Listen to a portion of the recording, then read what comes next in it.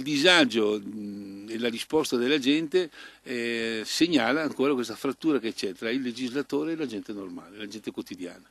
Dietro la rivolta popolare contro i sacchetti a pagamento per frutta e verdura c'è la lontananza tra politica e paese reale, secondo il presidente del Codacons Veneto Franco Conte. Quella introdotta dal governo è una forma di tassazione occulta, riflette, ma si tratta nel peggiore dei casi di poche decine di euro all'anno per famiglia. Una simile reazione è senz'altro fuori misura. Mi aggiungono notizie che ci sono code ai supermercati della gente che per cattiveria reazionaria fa marcare ogni mela, ogni arancia, così si risparmia il sacchetto, no? Ma soprattutto è un moto di rivolta che non ha una logica sulla quantità della somma, ma una logica sulla difficoltà di presentare un'iniziativa che per altro verso poi è positiva. Le ragioni dell'ecologia sono valide, sostiene Conte, quello che è mancato è la capacità di spiegarle e farle capire ai cittadini.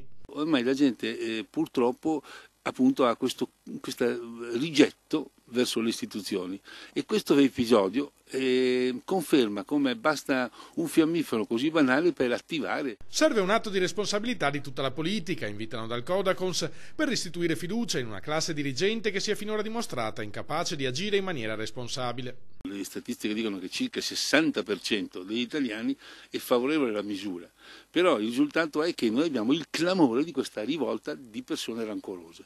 Su questo io invito tutte le istituzioni, dal governo, allo Stato, alla nostra regione, ai sindaci, a cercare di creare un clima per cui questo rancore si dissolva e lasci il posto alla razionalità,